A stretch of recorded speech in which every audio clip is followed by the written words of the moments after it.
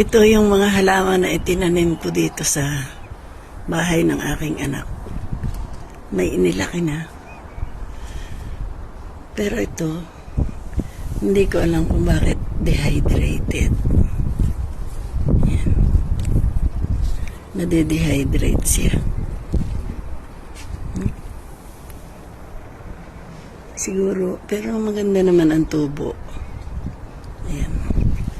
Itong isa, sobrang ganda na. Ayan. Last year ko ito binigay.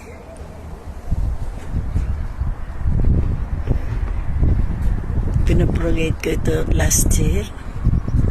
At ibinigay ko sa kanya noong April. Ayan. Ang ganda. Naka-recover pati yung kanyang piton niya.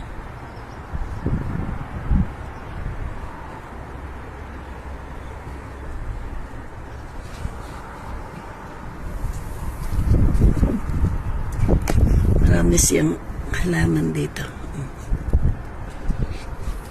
At ito yung tinanim ko sa kanya na black rose. Maganda na rin. 4 pala yan. Natutuyo na itong sili.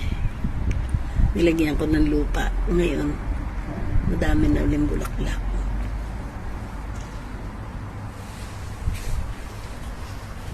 Ito, mga bagong tanim. Buhay na din. Pero itong isa, hindi ko alam bakit natutuyo. Pero ito, nabuhay din yung bell pepper niya.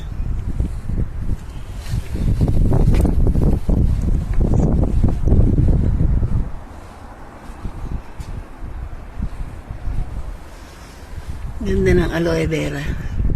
At ito yung geranium. Ay, namatay ang isa. Pero buhay na yung iba. Lumipas na itong kanyang chrysanthemum. Ito yung mga kalangklo, buhay na din.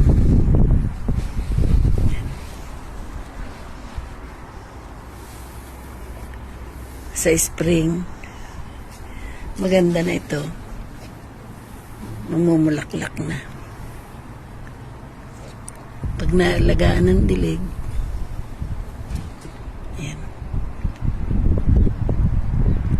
Ganda na rin ang kanyang garden.